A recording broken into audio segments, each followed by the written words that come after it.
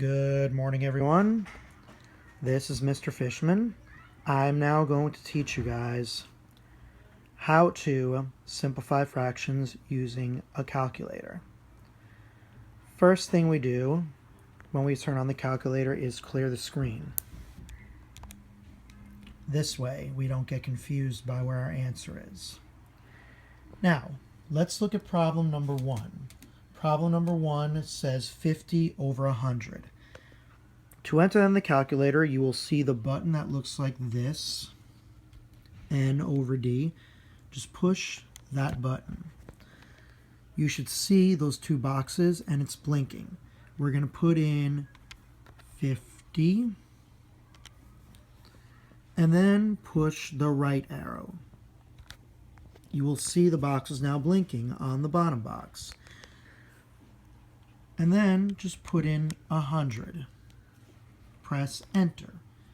It'll just say the answer is 50 over 100. Very good.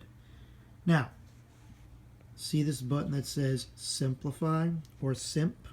Underneath where this is, we're going to push that button, simp, and then press enter. It now says the answer is 25 over 100. Fact 2. Fact 2 means we divided it by 2. So on your paper, they ask you to show work. What you're going to show is 50 over 100. Divide both the top and the bottom by 2. And we get 25 over 50. Question, are we finished now? There's a very simple way to find out. Push the button again.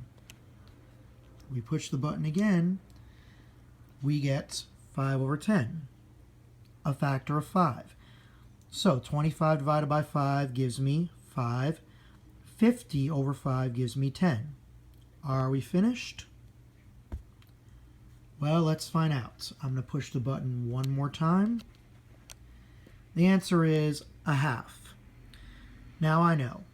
Can't really get much smaller than that, but just to test it out, I'm going to push the button one more time.